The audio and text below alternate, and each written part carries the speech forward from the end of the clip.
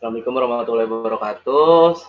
Izin memperkenalkan diri, saya Muhammad Aristama Putra dan teman saya Cassandra Nuralita Putri. Dan kita berdua akan menyampaikan tentang beriman kepada kitab-kitab Allah Subhanahu wa Ta'ala. Ini yang akan kita sampaikan pada presentasi kali ini, yaitu iman kepada kitab-kitab Allah Subhanahu wa Ta'ala, fungsi iman kepada kitab-kitab Allah Subhanahu wa Ta'ala, hikmah iman kepada kitab-kitab Allah Subhanahu wa Ta'ala, dalil iman kepada kitab-kitab Allah Subhanahu wa Ta'ala, dan empat kitab yang akan kami jelaskan juga, yaitu Taurat, Zabur, Injil, dan juga Al-Quran. Zabur sendiri diturunkan kepada Nabi Daud alaihi wasallam, Injil diturunkan kepada Nabi Isa alaihi wasallam, Taurat diturunkan kepada Nabi Musa alaihi wasallam, dan Al-Quran diturunkan kepada Nabi Muhammad sallallahu alaihi wasallam. Iman kepada kitab-kitab Allah Subhanahu wa Ta'ala adalah meyakini dengan sepenuh hati bahwa Allah Subhanahu wa Ta'ala telah menurunkan kitab-kitabnya kepada rasul-rasulnya untuk disampaikan kepada umatnya sebagai pedoman hidup bagi umat Islam untuk meraih kebahagiaan dunia dan akhirat. Fungsi beriman kepada kitab-kitab Allah Subhanahu wa Ta'ala. Fungsi dari beriman kepada kitab-kitab Allah diantaranya sebagai petunjuk serta pedoman hidup manusia. 2. Menambah kekuatan iman umat manusia. 3. Sebagai pedoman umat manusia dalam beribadah di segala bidangnya. 4. Memberikan ketentraman hati umat manusia dari berbagai malapetaka. 5. Menolong umat manusia untuk meraih kebahagiaan hidup dunia dan akhirat. Ada sedikit motivasi dari Abu Bakar As-Siddiq, yaitu semakin banyak ilmu yang kamu miliki, maka semakin besar pula ketakwaanmu terhadap Allah Subhanahu wa Ta'ala. Oke, lanjut ke topik. Saya akan bahas tentang hikmah beriman kepada kitab-kitab Allah Subhanahu wa Ta'ala. Ada 8, yaitu 1. Memperkuat keimanan kepada Allah Subhanahu wa Ta'ala. 2. Mengetahui bagaimana berperilaku yang baik dan benar dalam kehidupan sehari-hari. 3. Mengetahui dan membedakan mana yang baik dan mana yang buruk, karena dalam kitab suci dijelaskan tentang bagaimana cara berperilaku baik sebagai makhluk sosial maupun individu. 4. Hidup manusia menjadi tertata karena adanya pedoman yang bersumber kepada kitab suci. 5. Memupuk sikap toleransi kepada karena kitab Allah selalu memberikan penjelasan tentang penanaman sikap toleransi. Artinya kita harus selalu menghormati dan menghargai pemeluk agama lain. Menambah ilmu pengetahuan karena kitab Allah selain berisi perintah dan larangan juga berisi pokok-pokok ilmu pengetahuan. Memberikan pengetahuan sejarah tentang kehidupan orang-orang terdahulu agar menjadi pelajaran hidup yang berharga bagi umat manusia saat ini. 8. Menumbuhkan sikap optimis dan untuk meraih kebahagiaan dan kesuksesan dunia akhirat. Adapun dalil nakli iman kepada kitab Allah menurut Syekh Abu Bakar Jabir Al-Jabiri menyebut ada sejumlah ayat di dalam Al-Quran yang menjadi dalil nakli iman kepada kitab Allah, antara lain firman Allah Subhanahu wa Ta'ala dalam kitab suci Al-Quran. Surat An-Nisa ayat 139 berikut ini. A'udzu billahi minasyaitonir rajim. Bismillahirrahmanirrahim.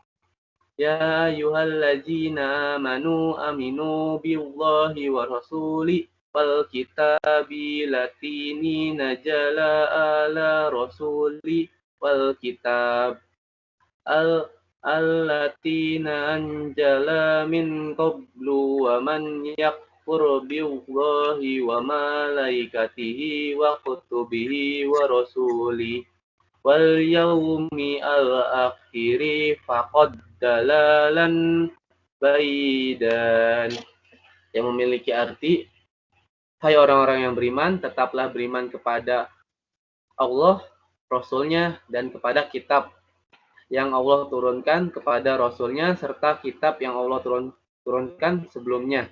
Barang siapa yang kafir kepada Allah, malaikat-malaikatnya, kitab-kitabnya, dan rasul-rasulnya, dan hari kemudian, maka sesungguhnya orang itu telah sesat sejauh-jauhnya. Dan selanjutnya teman saya akan menjelaskan 4 kitab tersebut yang akan disampaikan oleh Cassandra Nuralita. Silakan Cassandra. Yang pertama, Kitab Taurat. Kitab Taurat diturunkan untuk memberikan petunjuk bagi kaum Bani Israel. Kitab ini ditulis dalam bahasa Ibrani. Isi kitab Taurat adalah berisikan tentang 10 pokok peraturan atau perintah yang sering disebut dengan The Ten Commandments. Secara keseluruhan, kitab Taurat berisi tentang perintah untuk mengesahkan Allah Subhanahu wa taala, menghormati ayah ibu dan menyucikan hari Sabtu. Adapun larangan di dalamnya meliputi menyembah berhala, berzina, mencuri, menyebut nama Allah Subhanahu wa taala dengan sia-sia, membunuh manusia, menjadi saksi palsu dan mengambil hak orang lain.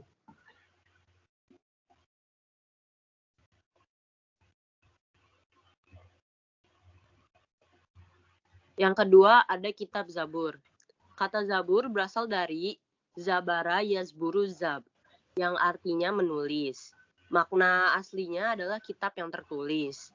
Zabur dalam bahasa Arab dikenal dengan sebutan Mazmur atau jamaknya Mazamir.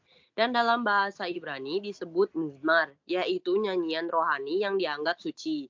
Sebagian ulama menyebutnya Mazmur, yaitu salah satu kitab suci yang diturunkan sebelum Al-Quran selain Taurat dan Injil dalam bahasa Ibrani. Istilah Zabur berasal dari kota Zimro yang berarti lagu atau musik. Zamir atau lagu dan Mizmar atau mazmur merupakan pengembangan dari kata zamar, artinya nyanyi-nyanyian pujian. Zabur adalah kitab suci yang diturunkan Allah Subhanahu wa taala kepada kaum Bani Israel melalui utusannya yang bernama Nabi Daud alaihissalam. Yang ketiga ada Injil. Kitab Injil diwahyukan oleh Allah Subhanahu wa taala kepada Nabi Isa alaihissalam. Kitab Injil yang asli memuat keterangan-keterangan yang benar dan nyata, yaitu perintah-perintah Allah Subhanahu wa taala agar manusia mengesahkan dan tidak menyekutukannya dengan suatu apapun. Ada pula penjelasan bahwa di dalam kitab Injil terdapat keterangan bahwa di akhir zaman akan lahir nabi yang terakhir dan penutup para nabi dan rasul yang bernama Ahmad atau Muhammad Sallallahu Alaihi Wasallam. Kitab Injil diturunkan kepada Nabi Isa alaihissalam sebagai petunjuk dan cahaya penerang bagi manusia. Kitab Injil sebagaimana dijelaskan dalam Al-Quran bahwa Isa alaihissalam untuk mengajarkan tauhid kepada umatnya atau pengikutnya. Yang terakhir ada Al-Quran. Al-Quran adalah kitab-kitab Allah dan penerimanya Al-Quran diturunkan Allah Subhanahu wa taala kepada Nabi Muhammad sallallahu alaihi wasallam melalui malaikat Jibril. Al-Quran diturunkan tidak sekaligus, melainkan secara berangsur-angsur. Waktu turun Al-Quran selama kurang lebih 23 tahun, atau tepatnya 22 tahun, 2 bulan, 22 hari. Terdiri atas 30 juz, 114 surat, 6.236 ayat, 74.437 kalimat, dan 325.345 huruf. Wahyu pertama adalah surah Al-Alaq ayat 1-5. Diturunkan pada malam 17 Ramadan tahun 610 Masehi di Gua Hiro ketika Nabi Muhammad SAW sedang berhalwat.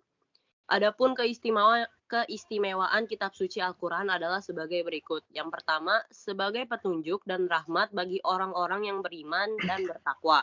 Yang kedua, sebagai informasi kepada setiap umat bahwa Nabi dan Rasul terdahulu mempunyai syariat atau aturan dan caranya masing-masing dalam menyembah Allah Subhanahu wa taala. Yang ketiga, Al-Quran sebagai kitab suci terakhir dan terjamin keasliannya. Al-Quran tidak dapat tertandingi oleh ide-ide manusia yang ingin menyimpangkannya. Membaca dan mempelajari isi Al-Quran merupakan ibadah. Adapun isi kandungan Al-Quran adalah sebagai berikut. Yang pertama akidah atau keimanan. Yang kedua ibadah, baik ibadah mahdah maupun goiru mahdah. Yang ketiga akhlak seorang hamba kepada Khalik, kepada sama manusia dan alam sekitarnya. Yang keempat muamalah, yaitu berhubungan manusia dengan sesama manusia. Yang kelima tarikh, yaitu cerita Nabi dan Rasul, orang-orang saleh dan orang-orang yang ingkar. Yang ke-7 semangat mengembangkan ilmu pengetahuan. Sekian dari presentasi kami, kurang lebihnya mohon maaf. Wabillahi taufiq wal hidayah. Assalamualaikum warahmatullahi wabarakatuh. Terima kasih. Terima kasih. Yeay.